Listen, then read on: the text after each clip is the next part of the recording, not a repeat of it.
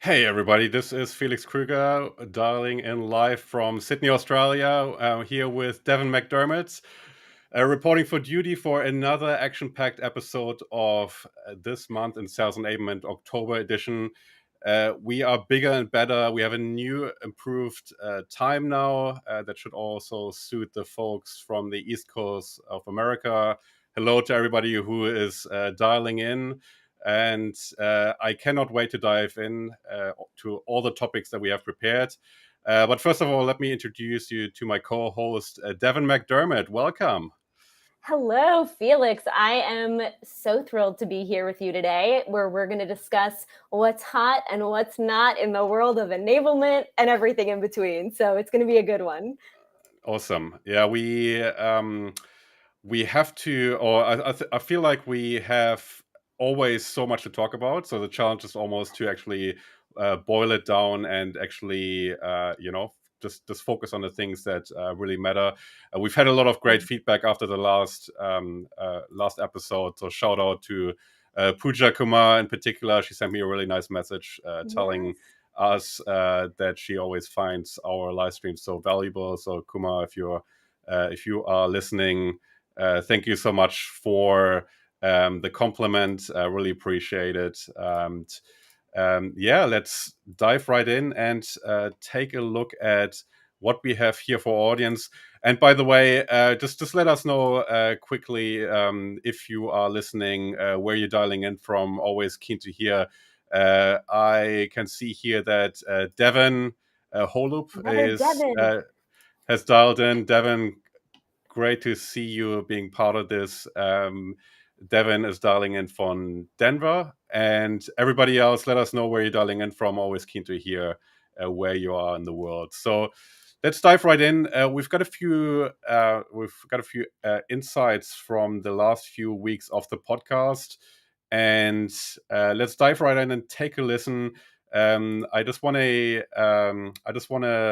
listen in and also pick your brain, Devon, on your thoughts on those different topics. So let's take a listen. Oops, let me just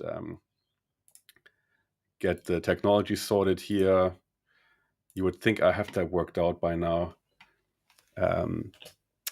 Doug Hazelwood from Brisbane, Australia. G'day, Doug. LA, California, a anonymous user here. We've got Sydney. So many folks. Love it. Thanks, guys. Thanks for letting us know. Okay, so let's take a listen into some of these insights. The first one that we have here was from the onboarding panel that we had on the other day. Devon, you were also part of that, so it was you, me, and also Georgia Watson. And there was a special episode because for the first time we actually had a panel discussion, I think, which was a whole lot of fun. So typically it's more of a one-on-one discussion, but this time around it was actually a group, which I really enjoyed. But let's take a listen on what Georgia had to say in that episode.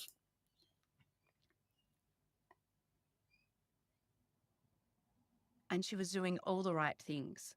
The onboarding program was done and she was out there. She was killing it. She was set to achieve her targets and meet all the defined ramp criteria that came with her onboarding.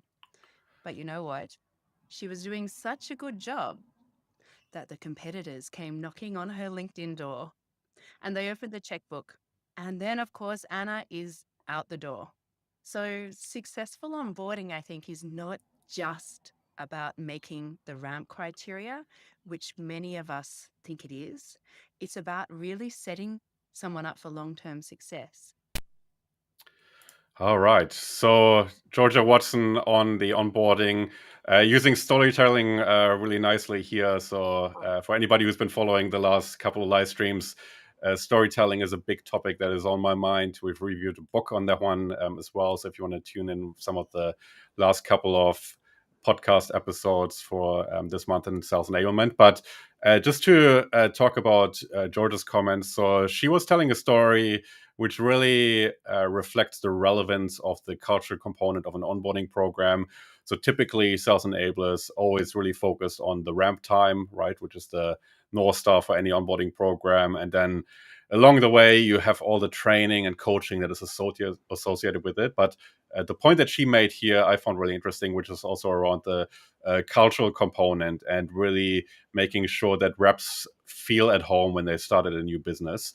And Devon, I want to ask you, what is your experience in that space? So how much emphasis have you seen being put on onboarding programs with the view on the cultural component to actually make sure that not only the technical skill is being taught, but reps are also being made feel at home. So what is your view there?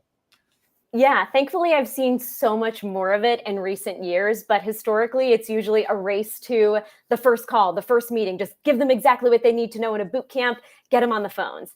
That doesn't serve anybody, as we all know, right? Onboarding can't just be a moment or a box checking initiative to make enablement look good or to get the ramp reduced, right? We owe it to the people that we're bringing into our organization to get them comfortable with our organizational culture, with the team culture, understanding who are the people that I'm working with, what are the things I need to do, and really immersing them in your organization and the best way to do things. And I think on the episode, we actually talk about the drivers of motivation, but it's really leaning into what is going to inspire someone to want to stay in your organization, to not go and chase the next title or a bigger check, but knowing that we are investing in their autonomy, their mastery, their purpose, and making sure that we are giving them an environment to ramp ready, grow, be coached, and really develop their skills beyond just, hey, go take that first call, go do that thing. So it's, taking care of the person and not just using them as a commodity to complete a task. And again, thankfully, in recent years, I've seen so much more of that built into programs, even part of like new hire orientation into sales onboarding. But a lot of companies still skip it. And to me, it's one of the most important elements of any onboarding program. Mm-hmm. No, I couldn't agree more. I think it's probably counterintuitive, but like putting emphasis on the cultural component and making feel people at home actually contributes to the other part as well, right? Because if you think about the sort of mindset that's required to really perform on a high level, I think all those distractions and all those feelings that you have of starting at a new business, like feel like everybody's watching you, everybody's judging you, feeling at home and letting go of that and really being able to achieve that flow state and really feel like you're in a safe space and you're able to focus on practicing your craft, I think is really the ideal scenario. So yeah, right. also And from being my point given of the view, I think latitude. yeah. I think it will be really. I'm really interested to hear also from our audience if you've seen any sort of innovation in that space. Like what sort of innovative things are being done around making people feel at home quicker, beyond just that typical merch pack that people receive and photograph for LinkedIn. I think that is nice, but it's not a reflection of a culture. It's a nice welcome gesture, but I think the proof is in the pudding, and you really need to walk the talk and really make sure that that feeling is conveyed of people being at home, feeling at home. So the next insight that we have was from Dave Lichtman, who is a recruiter in the enablement space. So I want to say he's the only recruiter that solely focuses on enablement. Do you know any others, Devon? I don't, and I'm obsessed with everything Dave is doing. So he's Yeah. incredible. I'm a fan. I say it. I go on record and say I'm a fan.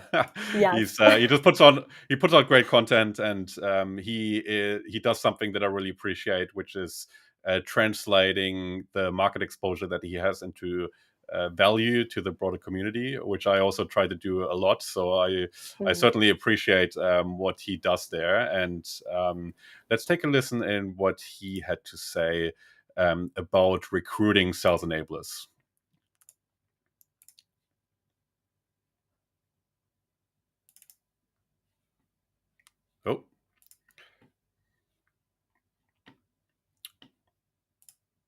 My crude metaphor is just a brief problem.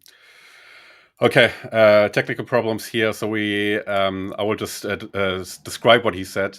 He essentially outlined that a lot of hiring managers at the moment don't even have the words to actually assess, or the words to ask the right questions to assess best practice when hiring enablers. And he drew the parallel to hiring for developer roles and for highly technical roles where somebody who's not deeply immersed in that field wouldn't know what best practice looks like and what questions to ask to actually assess whether somebody is good or not. And he basically he dropped that comment based on me asking, why he specialized in enablement, and he said that's the value that he adds, because a lot of hiring managers don't have those questions to actually assess those best practices. And I want to ask you, Devon. So you obviously hiring enablers, that's not a problem for you. So you've hired a lot of people, and you know all the ins and outs, and so you know what to ask for.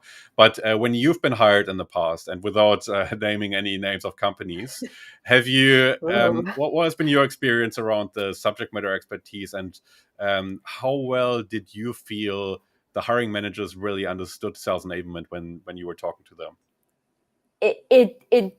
It's wild. So I have lived personally so many of the scenarios that you and Dave cover in this episode. So shameless plug for you and Dave. This is an amazing episode worth listening to. And when it comes to a company, like sort of knowing they need enablement and you guys talk about this, not wanting to invest the money to bring in the right person to get them where they need to go, or not building the right environment for that person to be successful, or not knowing what that right environment is. So a lot of hiring managers, and for me, it's usually folks that have been in the C-suite at smaller companies. It starts with this, like they know they need enablement, but their why is sometimes a little bit nebulous, right? So sometimes it's to solve a one-off problem, like, okay, we need better skills training, or we know we need manager coaching, or they might even say, like, we're about to hire a bunch of salespeople and we need onboarding. Or more common than not, which is why I think we have this very confused perception of what enablement is, they've seen enablement work well at another company they've worked at, and they want to try to replicate it in their new business without actually understanding, again, the infrastructure needed to support it. And they might have a picture in their head of this final state, perfect enablement, and they want to replicate it, but with one person. And most of these folks don't fully understand that their business strategy and maturity can directly impact the person and profile they should be hiring, and that person's ability to be successful in the role in their organization. So it's a little bit of a, people know they need it, they know they want it, they don't really know what enablement does or should be responsible for, but they've seen enablement fix a problem before. And so that's where you get these profiles or roles that are scoped that are very either way too simple or way too broad, or trying to fill too many gaps. And so what I find is that I often have to go in and educate some of those folks around, hey, so what exactly do you want this role to do? What do you think enablement means? And in a very kind and professional way. But more often than not, again, at smaller companies or companies that may even be larger and are introducing enablement, they're not sure what they're looking for. And again, there's usually, I'll say, what problem are you trying to solve? And let's unpack that. And so then you can start to get to what they're really looking for. And I've definitely been in situations at the end of an interview where I'm like, hey, I think you really need product marketing, or you're looking for sales operations, and that's okay. So it's an interesting one. Yeah, no, I agree. I think it's even more reason, and we'll touch on that in the next snippet, or in the next clip that we'll listen to. But I think it comes down to the ability to actually convey business value as well. If you talk to somebody who doesn't know the ins and outs, so the answer to how it's done, or what is being done, as an enabler, you need to be really good at explaining the outcomes that you've achieved, so why you've been doing certain things. I think this is something that everybody can relate to, and this certainly adds credibility if you're able to relate your sales enablement activity to tangible business outcomes, which the hiring manager might be able to relate to and really understand. So, and that again, just proves that you're really focused on creating bottom line results for the business, rather than just doing sales enablement activities, which obviously doesn't pay the Right. bills, unfortunately. So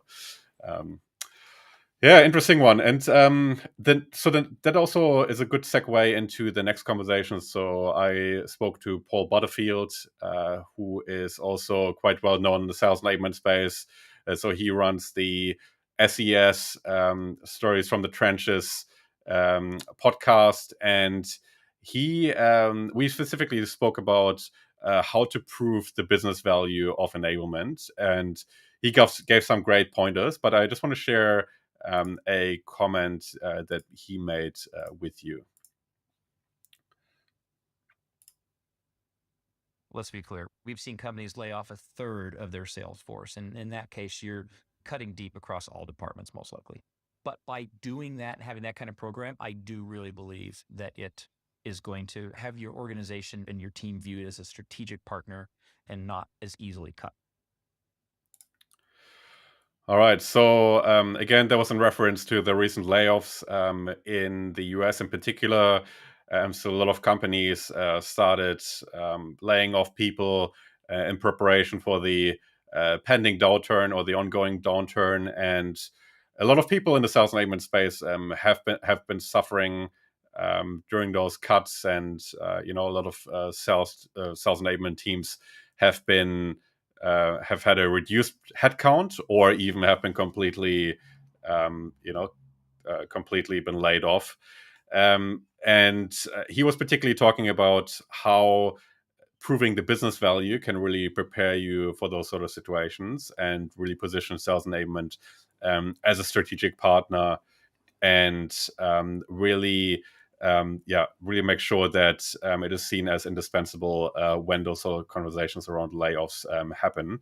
So my question to you, Devon, it strikes me, like, looking at the businesses that you've worked for in the past, sales enablement was really seen as really seemed to have a high profile, and you've had a lot of resources that you've been giving to build your empire. How have you encountered situations where you're really struggling to make people understand the business value of enablement, or like to actually translate what you were doing into business value? And if that was the case, how did you go about it? Yeah, it's definitely been a challenge in previous roles. Either we don't have the right technology to help support some of those metrics, but I think it comes down to is the organization actually ready for enablement, and are we existing in an environment where we can show business value? So I've definitely joined companies in an enablement role where I've said to myself, they're not ready for me. They don't have the infrastructure. They don't have the strategic planning muscle. They are not tracking metrics in a specific way that I can come in and say, my onboarding program is going to reduce ramp by 20%. It's really like, okay, we have to stand up the program. We have to inform back to the business. And so I sort of was forced to become a strategic partner to my leadership team in so many organizations, because I would say, hey, you want these results? We need a sales process. We need a methodology. I'll help you build it. We need the infrastructure and the framework to build those repeatable motions that we can then track and assess and iterate on. And again, this is more of like a smaller organization or a startup, but it really helped me, again, to flex my strategic muscles and say, hey, we want to accomplish all of these things. We want to deliver all of these products. What are we trying to impact? What are we trying to do? And when organizations are not thinking about that outcome, you get them thinking in a different way. And so in so many places, I've been able to help kind of stand up our OKR process, our strategic planning process, and build that partnership with RevOps. So if I didn't have the metrics I needed, we were building it into our roadmap. Right. Again, I've been in some really interesting situations, to your point, Felix, where I was going through some of our other articles and I'm like, technically, I've been part of revenue enablement orgs for years, but unintentionally it was, okay, we have one person who's building these programs. Let's get CS into the group. Let's get support in there. And so it's finding a way to, if you don't have the infrastructure, the support, the strategy that you need, how can you inform back to the business and help create better efficiencies across the board if you're in that particular situation? But one other note, if you are coming into a business that has all of those things, which is amazing, I am jealous. I think it's also important to be prepared with your spiel or your overview of what does enablement mean? What is working with enablement? What are the metrics that we look at? How do we think about program impact? And I have a little like toolkit that I share in every new business with all of my stakeholders to share exactly that. We are so much more than training. We are so much more than delivery and execution and consumption, and setting that stage right out of the gate has tended to be really helpful. Yeah, absolutely. I think when we talk about what makes a good enabler, and I think that is one of the core skill sets, and that empathy, not only towards sellers and sales managers, but also the empathy towards senior management, or senior executives. We always see them as being like those really high profile, Right. people that are kind of pulling the strings in the background, but ultimately they're also people just like everybody else who just need to be told, and like you need to have that empathy to really bring it in the context of their world, and really break it down that way. Just because somebody is senior in an organization doesn't mean that they know or understand everything. So I think those people are really good at what they do, but sales enablement is still something new enough that warrants some education on that front. So I think that's a really important skill to gain as an enabler at that stage of enablement, is really being able to translate that to senior management. So yeah, couldn't agree more. I think no, you go. I was going to say, even if you are in a director role or a manager role, it's having the EQ and being comfortable enough to say, hey, CEO, I want to support your business. I want to help contribute to the bottom line. Here's what I need from you. And having the stakeholder acumen to be able to have those conversations, and also the knowledge to know what to ask for. It can be game changing, but you have to kind of ignore the hierarchy or the levels and say, like, if we can partner, this is going to be an incredible relationship, an incredible, successful program. Awesome. Well, I cannot not take advantage of this segue, because this is exactly a session that I'll be covering as part of the Trust Enablement Summit. So for those of you not familiar, Trust Enablement is a community that was previously started by John Moore, and for the very first time, he is running an event, and I'm already a massive fan, because he basically tries to change or disrupt the sales enablement event space and move away from those really high ticketed in-person events, and make it a virtual session that combines a whole lot of enablers out of all kinds of different time zones, with very interactive sessions that really allow you or the attendees to be part of it and really get some value out of it and walk away with value. So I'm a big fan of that format, and that one is coming up, and this is not a sponsored announcement, by the way. I'm just a fanboy, and I'm also part of this event, just like Devon. So it makes sense for us to actually call that out. So it takes place on from October 25th until October 27th. So on October 25th is in the Americas region.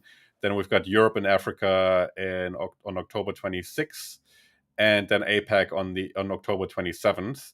And apparently John Moore will attend all of those events, and will be present the entire time. So I suspect he won't be sleeping for 3 days. Good on you, John. But we will be talking about how to leverage sales enablement momentum in my session. So this is pretty much in line with what we were talking about in terms of the stakeholder management. And the session is really designed to equip enablers with the tools to manage certain challenges that they have internally, in terms of the political dynamics and also the structural challenges that might be in place, to really communicate their value as good as they can, and also to leverage the momentum that the whole sales enablement space currently has. So it's a pity not to take advantage of that, and really realize the potential in your current role, which is why I want to talk about that, because the reason why I feel I can talk about that topic is not only because I've worked in big enterprises where a lot of that was happening and you really had to navigate those politics, but also because as a sales enablement consultant, I work with a lot of different businesses, and my main job is delivering those sales enablement strategies and implement those initiatives. But then my second job is typically to help those enablers that I deal with to really navigate those internal challenges. So I've learned a lot over the years, and this is my attempt to pass on some of that. Lots of other different awesome sessions coming up as part of this event as well. We have, Dave Lichtman, the recruiter, talking about nailing the interview, telling great enablement stories. We have, and I'm completely going to butcher this name, so sorry if you're listening. It's Sibusiso Somi from South Africa, and he talks about Ubuntu, the bedrock of sales enablement. So those of you not familiar, Ubuntu is the South African spirit of brotherhood that is, it's basically a concept from South Africa. And famously, the Chicago Bulls in the 90s really adopted this sort of mantra. So he'll be talking about how that relates to sales enablement. And then we have Damien Piggott run a panel about mental health and well-being for go-to-market teams. So also really excited about that one. Lots of different other sessions. So the list of people presenting and running those workshops at the event is really long. Devon, you're also running one session. What is that one all about? I am. I'm so thrilled for this one. I'm partnering with the fabulous Taylor Vincent, who's the senior manager of enablement at a company called Handshake. And we're going to be discussing considerations for building an enablement function, everything from understanding organizational readiness, which we talked a little bit about today, to enablement hiring profiles, and once in place, making sure that you are establishing enablement as a strategic function. The structure is going to be a light lecture with hopefully tons of audience participation, brainstorming, knowledge sharing. I cannot wait for this one, and it's on October 25th. Awesome. So if anybody listening to the live stream is attending that one, please let us know in the comments. Really keen to connect with everybody at this event. So for me personally, I think this will be a really interesting experiment to see how this sort of event format will go. Yeah. And particularly because we have the contrast happening a few days later here in Sydney, actually, which is the Sales Enablement Summit run by the Sales Enablement Collective. So very curious to see how that will go. I will have the direct comparison, virtual, highly interactive workshop format versus a in-person, more traditional format.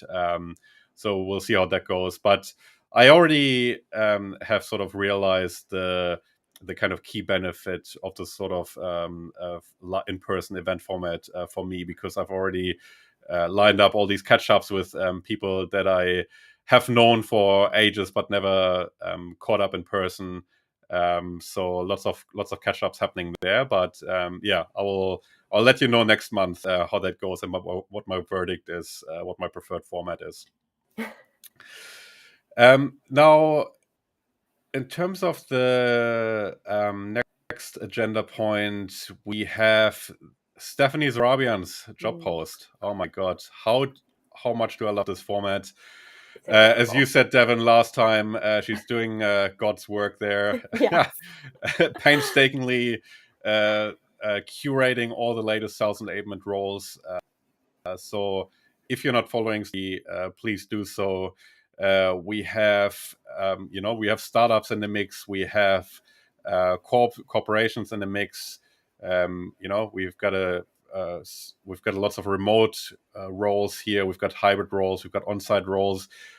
But what is really exciting to me is the amount of remote sales enablement roles here, which I think is really a reflection of that the sales enablement role can be done effectively remotely. I think otherwise not a lot of companies would advertise those. So I think lots of great roles there, lots of great and well-known companies in the mix as well. So please make sure to check out Stephanie's post. And also the other Stephanie, where she's Stephanie White. She also has another. She also does posts, but rather than focusing on the job side of things or on the advertised roles, she focuses on enablers that are currently looking for roles. So this month she had Erin Prohaska. So she always shares their profile, what why they're passionate about enablement and so on. So I think also for hiring managers, a great resource to look into if you want to see some of the talent that's out there that's looking for roles and want to get to know them before you're actually talking to them. That's a great format as well. So Stephanie, thank you so much, as always, for doing that work. I think you're doing a great job and a great service to the community. I think Stephanie White was also nominated for a Sales Enablement Collective award for the contribution to the Sales Enablement community. So if it was up to me, I would give both of them an award. So I feel like they were both nominated. I think they were both in there, and I got really excited. Yes. Okay, awesome. We'll confirm, but like amazing things. And the job list this week or this month was like, I think the longest one yet, which is so exciting as we talked about, in 2020, a lot of enablement roles being let go. Like this is so cool to see. I really wonder whether that is companies backtracking and actually hiring for sales enablement roles again, or if it's new companies coming in the mix.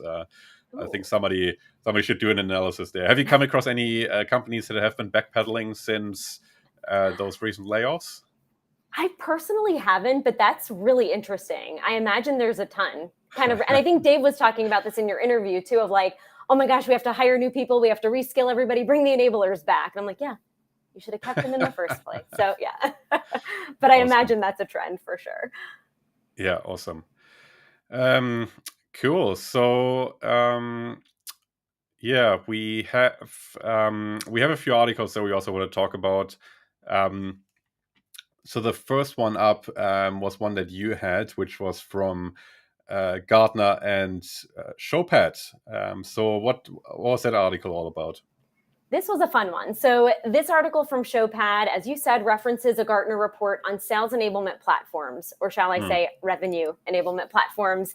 It came out a couple of weeks ago, but it's really interesting. So the focus is on the move from what we've historically called sales enablement platforms to holistic revenue enablement platforms to really stay in line with the shifts that we're seeing in the enablement space. So the purpose of the report, it's pretty dense. There's tons of charts. It's quite interesting. So as usual, I highly recommend everybody takes a look at this one. I know Felix will send it out in the newsletter. But the report is designed to highlight trends in revenue enablement tech and assess which vendors are already on the right track in supporting that full revenue org beyond the selling group. So a quick quote from the article just to set the stage. Revenue enablement platforms unite sales enablement functions and customer-facing revenue processes. They encompass revenue-generating roles, including customer success, marketing, and pre-sales.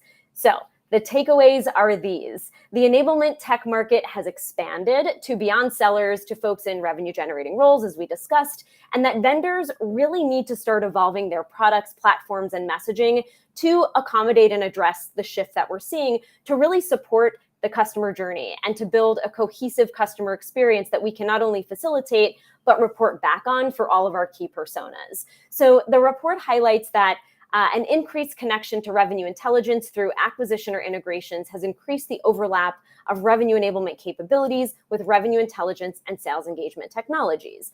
And as we know, revenue enablement's expanded scope covers so much more than just training and reporting back on the training, as we've discussed. And I was thinking about your conversation with Paul Butterfield, and he talked about that focus on creating a holistic experience for the customer by threading our processes, methodology, and customer journey into all of our customer-facing teams versus just focusing on the sales side of things. And I think that becomes even more true for technology, right? You don't want to have these one-off solutions for each team. You want something that's threaded through that experience for enhanced tracking, consistency, and so on. So this report is going to help push enablement folks in that direction of this holistic view of the customer journey when it comes to procuring the right tech stack with that solid vision for growth and scale aligned to our revenue teams. So to give you a sense of what's covered here, the report basically breaks down some common or popular sales enablement technology and ranks them against how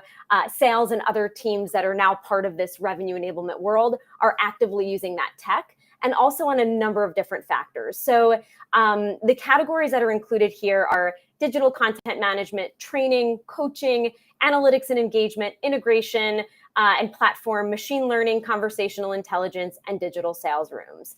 Now, I have to confess that I personally have never heard the term digital sales room. I think I might be living under a rock, which is entirely possible because I don't leave the house much. But according to Gartner, and this is at the tail end of the survey, but by 2026, 30% of B2B sales cycles will be primarily run through a DSR. So I need to get on board with this terminology ASAP. And I also realized, hey, I've actually been using a DSR. I used HighSpot for a number of initiatives in previous roles, like onboarding playbooks, content sharing with customers via personalized microsites. And so they also sit in that category of the digital sales room. I just was not hip to the lingo, right? They are on the list. They are not one of the higher ranking DSRs because they don't have e-signature or digital commerce integrations.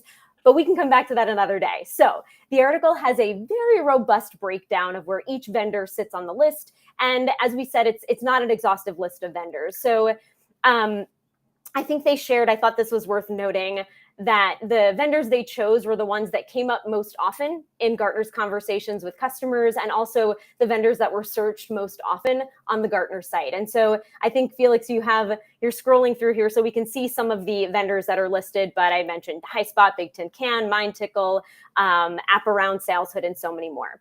And in most cases, as I go through the tables here, there's not really a standout winner, but I did notice that MindTickle and Seismic top the charts from a current state perspective, meaning the particular chart I'm talking about is usage across all of the customer-facing teams that Gartner buckets into that revenue enablement group. And personally, I implemented MindTickle at an organization about 7 years ago, and I actually had no choice but to use it for our entire company. Again, this was pre-revenue enablement in my world, but we used it for sales, pre-sales, support, and customers. But I guess we were kind of doing revenue enablement before we knew it, and MindTickle only had like 2 features at that point. But where I think this report really stands out is for folks or enablement teams that are looking to plan their budget and tech stack build out over the next few years. I would definitely check this one out so that you are making an informed decision and that you're planning for some of the predictions and assumptions where revenue enablement will kind of head in the coming years. And I shared, that by 2026, 30% of sales will be done through DSRs. They also make predictions around call recording. By 2025, 50% of B2B sales organizations will record 75% of conversations with buyers. And really the trend is the sale is moving to the digital. We have to bring as much data and resources into the same place as possible. But as you and I have discussed, Felix, so many of these companies are trying to do it all, and they're not all doing it well. So my question for you is, am I the only one that didn't know what a DSR was? And what are your thoughts on this trend in like revenue enablement tech? Yeah, I think you must be the only one. No, I'm just kidding. I've come across it before, but I don't think it is a very much talked about term, and I think it's a convenient feature, but it's not it's not something so game changing that Right. I think it would be being talked about so much. I think there's some specialist vendors in that space, also like Sales Reach, which only do sales rooms. So I do think it's very effective from a content creation point of view, and really always having a one reference point, but I think it's, as always, not a silver bullet, and there's so many different sort of skills and different sort of communication channels and mediums required to make a sale happen. So I think Sales Room is a nice addition and solves some issues, but it's not the be all end all.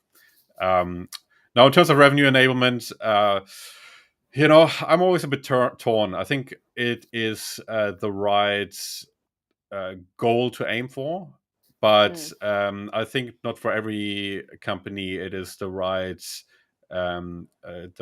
project to tackle. In the very beginning, I think if you look at sales enablement being kind of more front loaded and tackling the sales side of things, and not the customer success side of things, I think a lot of companies would make a wise decision if they decided to focus on one of them first, depending on what their strategic goals are, obviously. But I think revenue enablement generally is the right approach, but it might not necessarily be the right starting point for a lot of companies. And again, from a technology point of view, also probably not a straight answer for you, Devon, but an answer nonetheless. I think it's always a philosophical question, and your philosophy in terms of sourcing tech, whether you want to build a infrastructure where you have a lot of specialized microservices, so to speak, of specialist platforms that you integrate, that you can assemble depending on your needs, and you can also grow based on your needs. Or if you just want to have a monolithic infrastructure where you just have one vendor that does everything good enough, but is not really specialized in different areas. If you go for the one vendor solution, my recommendation would always be to pick somebody who is future proof, that can grow with you in those scenarios. Even if you're starting out with sales enablement, a view on revenue enablement down the track might make sense. But otherwise, I personally would be in the favor of building out those microservices and having platforms that do certain things really well and integrate them. But I do understand that that's not everybody. So I think it really depends on your sourcing strategy. So I also want to ask the audience in this regard whether your preference is to have a all-rounder platform that does everything, or whether you rather integrate specialist platforms. Let us know in the chat if you have any thoughts on that. Cool. So next one up in the articles that we want to share. And by the way, everything that we're talking about in this episode will also be included in the This Month in Sales Enablement newsletter. So if you are keen to have links to all of those resources straight into your inbox, into your LinkedIn inbox, as well as your email inbox, just subscribe on LinkedIn. It's the This Month in Sales Enablement newsletter. You can't miss it. It's the only one with that name. And we won't spam you. We just share some useful links. So please consider that one if you're interested. I think we just crossed the 1,000 subscriber mark as well. So Mike Kunkel, we're coming for you for your 27,000 subscribers. We'll have overtaken you soon. Cool. So the next article is a bit of an older one. It's from 2016, but I wanted to just reference it because it talks about a really interesting topic, which is the Center of Excellence. And the article is from Gartner again, and it talks about, or it asks the question, what makes a marketing center of excellence? And I recently had a catch up with a enabler in the aged care space. I won't say his name just because he shared some, he shared kind of his internal viewpoints on the whole enablement side of things. And one of the things that he said was that his enablement function is essentially set up like a center of excellence, but they just call it enablement because it is broadly better understood and less opaque than the term center of excellence. But his comments around, sales enablement being set up like a center of excellence really made me curious about that whole space, which is why I also looked at this article here. And I haven't come across any articles that specifically talk about sales enablement as a center of excellence, but this one here just talks about a marketing center of excellence, and generally speaking, what makes a center of excellence. And the reason why I want to call that out is because I think it's a really interesting way to think about enablement, and a very interesting way to position enablement internally, because I think there's still a lot of confusion around, as we talked about earlier, what enablement is, what enablement scope is, and so on. So they say here, and I quote, Gartner defines a center of excellence as a physical or virtual center of knowledge concentrating existing expertise and resources in a discipline or capability to attain and sustain world-class performance and value. Right? That really sounds like sales enablement to me. This definition can be broken down into 4 key elements. First, center of excellence need to focus on a tight scope defined around a specific capability, such as marketing, analytics, or digital commerce. Next, consider the location of the center of excellence, whether it's physical or virtual. Third, center of excellence should optimize and leverage resources internal to the organization, not external vendors or agencies. And lastly, a center of excellence should focus on pushing beyond standard performance norms to deliver incremental value to the organization. Center of excellence should not conduct business as usual around capability, instead drive towards excellence in a medium or channel.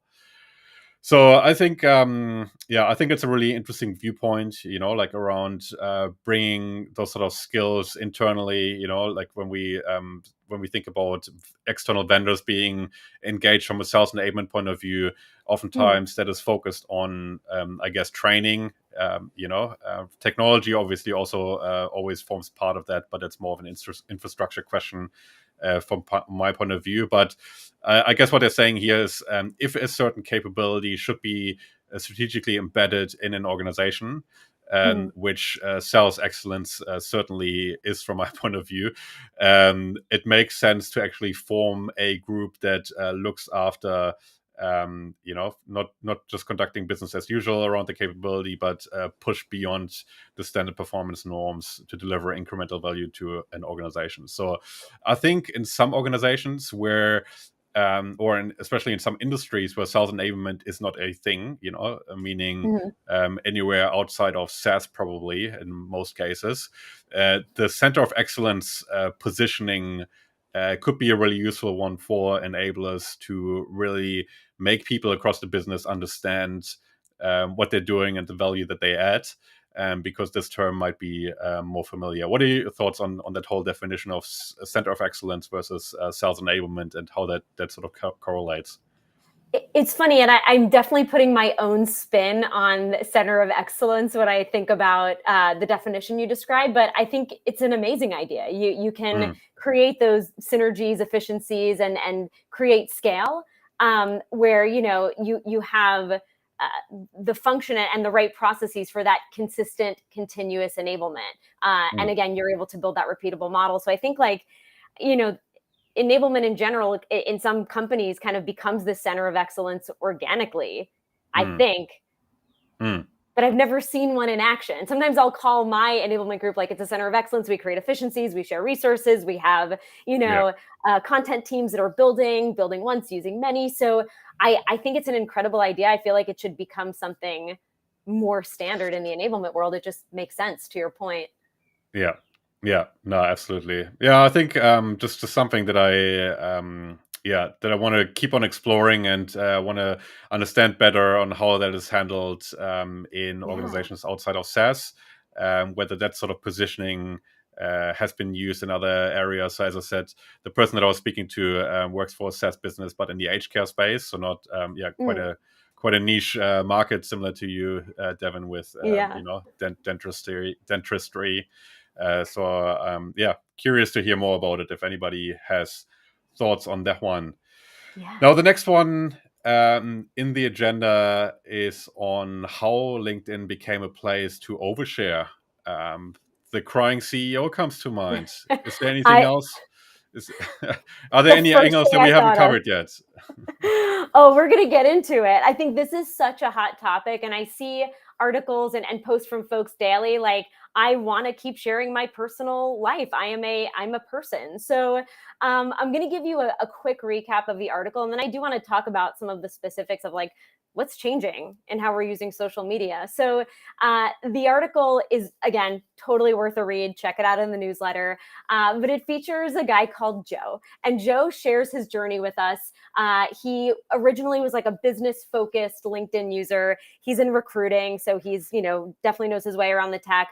And he talks about that he started sharing his personal life and experiences like mental health challenges via LinkedIn to find a way to connect with people in a more meaningful way. And guess what?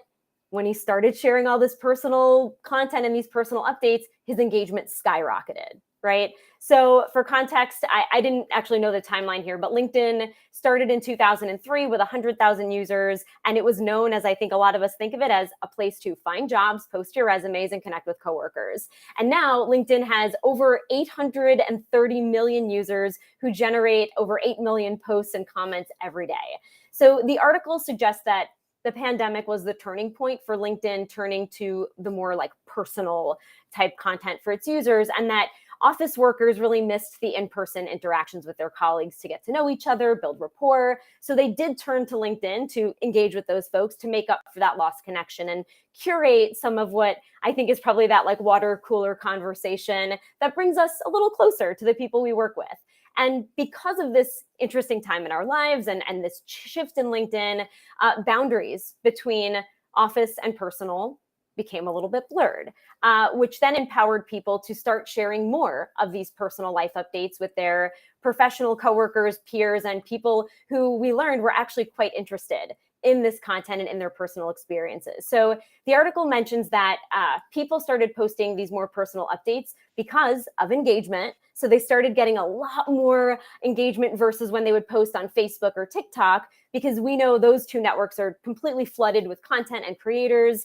And, it could be the algorithm on other platforms that are just, pumping not interesting content into people's feeds with a lot of noise, while on LinkedIn, people found it was a lot easier to be seen and heard. Now, again, the lines of what the different social media platforms were intended for became fuzzier when folks and businesses started sharing insights around social justice issues and mental health issues and so much more on LinkedIn. And this was all during 2020. And so LinkedIn sent a survey out to a few thousand people that said 60% of the folks surveyed said their definition of professional had changed since the start of the pandemic. And Lily Zhang, who's a LinkedIn influencer and advocate, says LinkedIn's full purpose for existing is actually changing. And all of this personal sharing is great, but within reason. And that it's still important to maintain boundaries between personal and work life. And that also includes on LinkedIn. So I think you and I know, we've seen it in our feeds. A lot of people hate the personal updates and they will let you know they don't want to see it. And they'll actually, they've shifted the way that they're using LinkedIn. So they don't even deal with the news feed. They go to the search function, they find exactly what they need, and they get the heck out. So at the end of the day, let's call it like it is. People want to get engagement on content. They want the likes, they want the comments, they want to surface up their profile, build their professional persona. And Joe, the guy that we talked about from the beginning of the article, he was wondering if people were just starting to share more of this personal information about their lives and maybe some false or faux vulnerability to get more engagement and to get their posts to go viral. And of course, Felix, you nailed it. I keep thinking about the crying CEO and that forced vulnerability. But as we said in that episode, I think it might just be a sign of the times. Things are changing. And they even had a consultant at the end of the article who helps people generate business on LinkedIn. And he shared his recipe for the perfect personal LinkedIn post, which is like a dash of your personal story. So, your dog ran away, a business lesson. So the personal story builds up the empathy. You get the business advice tied to that. And then you ask folks for engagement. And I think the guy's called John, and he says, always just ask people to respond in the comments, but your best bet is asking for animal photos or dog photos, because that's going to give you the likes. And I am guilty of that. If you post an animal photo, I will like it. One other It's like a reflex. Exactly, like dog, cat, yes, I will like this. But I keep thinking about that meme that came out in, I think it was like 2020, 2021 with Dolly Parton. I don't know if you remember this one. It was called the Dolly Parton Challenge, and it was 4 squares with like Facebook, TikTok, LinkedIn, and Twitter. and you post a picture of like who you are on each of those platforms. And again, I think LinkedIn is no longer that power suit, buttoned up version. It's a different version of who we are. And a lot of folks now are just using different social networks in the same way, but to reach different audiences. And so the nuances of how we used to think about those channels is shifting. And personally, I love seeing the real side of my friends, my team members, and my connections, that everything in your life, your pets, your family, your hobbies, shape the work that you do and who you are and your credibility as a thought leader. And I think we have to think, people are not cardboard cutouts of themselves. They are real people and they have an authentic side. But of course, I'll ask you, Felix, and I'll ask our audience, what is your point of view on personal content on LinkedIn? Well, I think it's, I don't have anything against it. The problem, I think there's a problem with authenticity when it becomes too manufactured, and yeah, I think there's a lot of cringeworthy, personal content out there where you can tell, especially, people that consider themselves influencers.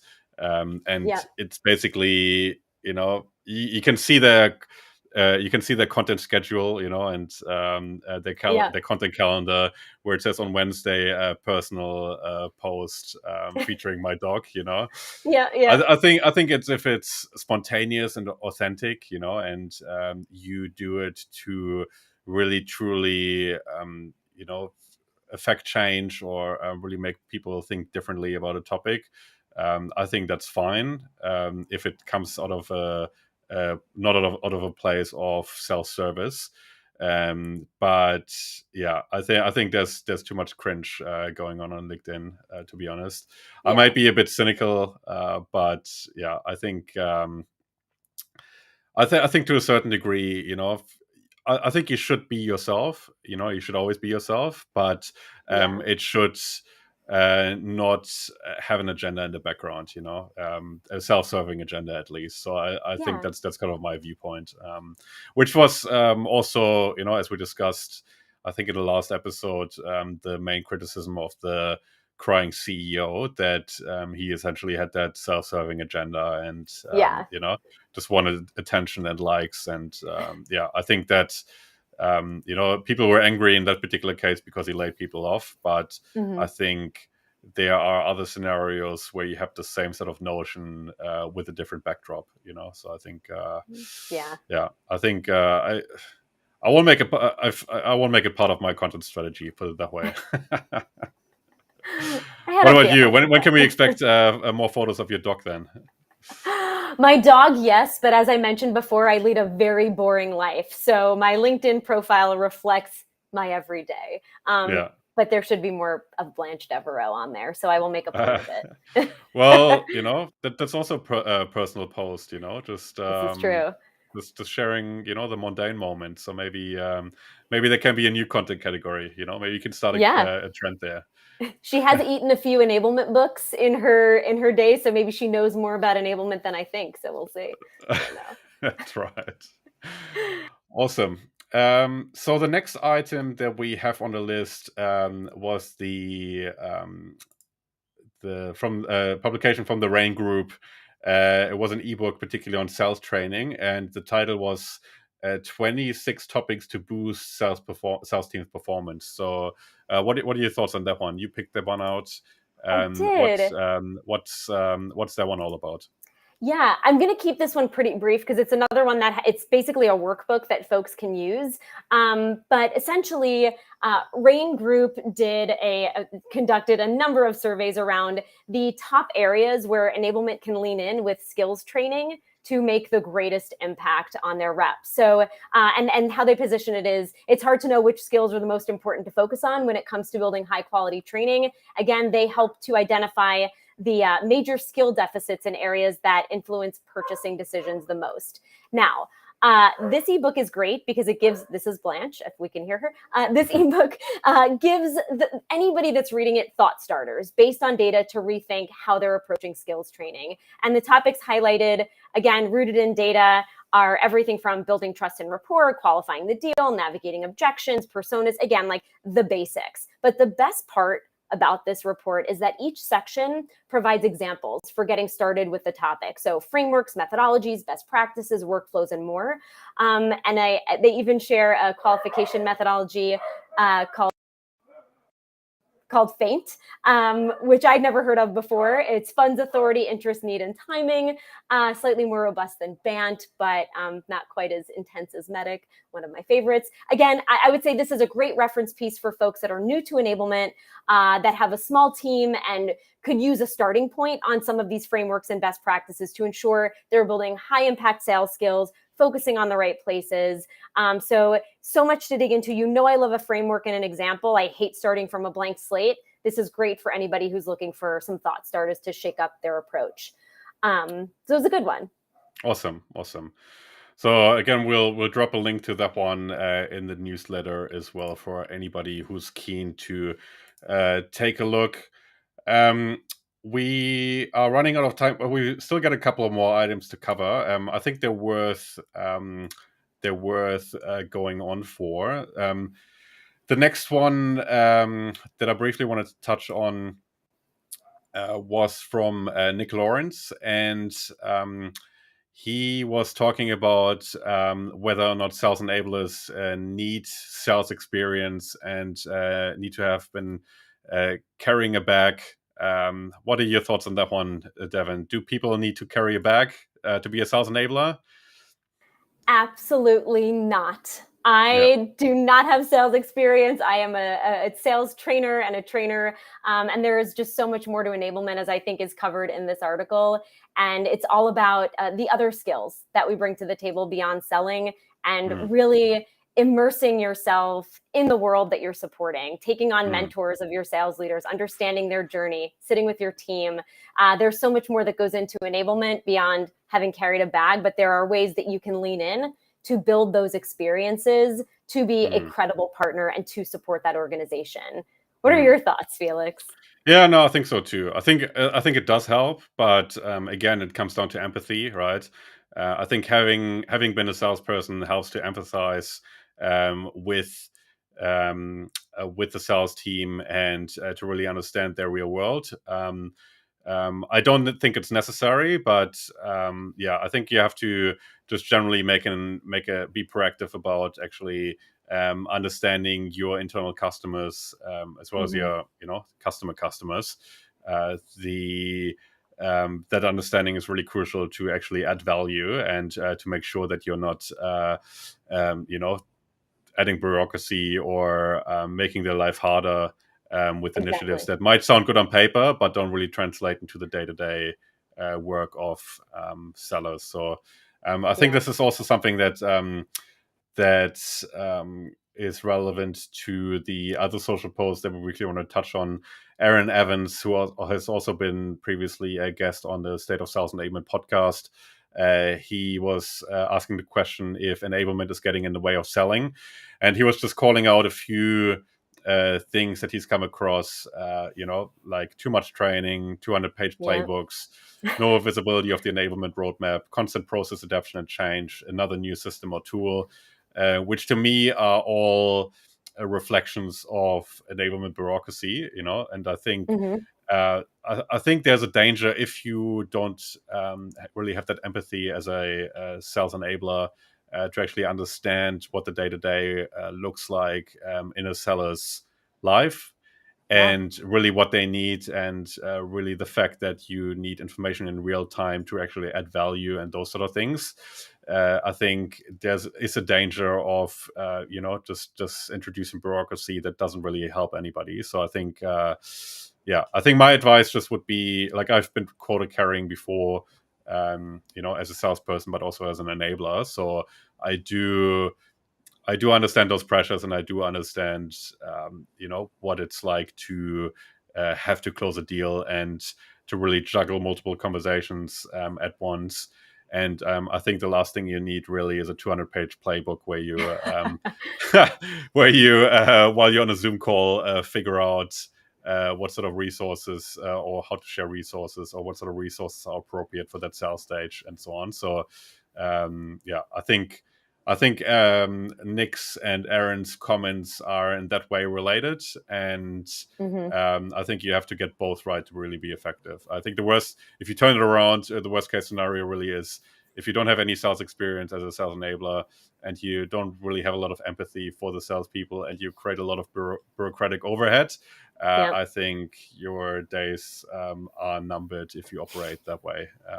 I've seen in the corporate environment, I almost want to call it people making whole careers out of adding bureaucracy, setting up meetings with I have 20 seen this. senior leaders Yes. in a room, just rehashing things that had already been discussed, creating resources that nobody will ever access, not necessarily in the sales enablement space, but also in other corporate functions. So I think sales enablement cannot operate in that way, and I think it comes back to the business value proposition that we spoke about earlier, and it also comes down to the sustainability of a sales enablement career and whether or not you will be sooner or later be made redundant within your organization. I think, you just need to future-proof yourself in any way, and I think that's part of it, certainly. What are your thoughts? Have you come across any enablers that at that level of bureaucracy without calling out names? Without a doubt. And I honestly, I ask myself and my team every day, is what we're doing in service to the team we support and done in the way they want to and need to be supported? Or are we checking a box for ourselves because we look really good and we're delivering this 200-page playbook? That is not our job. Our job is to empower the teams that we support, wow our customers, and make it as easy as possible for the folks we're supporting to execute flawlessly and spend the bulk of their time on revenue generating activities and so much more than that. And if that isn't our only focus, making it easier for our teams to be effective, then we're in the wrong business, to your point. It's not about us. And I have to tell myself that and my team that it's not about us. We are in service to the organization. Yeah, absolutely. I think, considering that our customers are sales, I think we need to be, really proactive and, intentional about market research, so to speak, and actually asking sales all the time, do you find this useful? How can we make this more useful? And so on. So I think that's a great way to make sure that you're actually adding value, Yep. I couldn't agree more. So I think that's a wrap for this week. We've covered a whole bunch. As I said, we have the newsletter come out with all the links that you could possibly need. So with all the research that we've covered, all the social posts and all the events. So if you're interested in receiving that newsletter, please look for this month in sales enablement in a newsletter. So just type it in the search and it will pop up. As always, thank you so much for joining, and we will speak to you soon. Bye-bye. Thank you.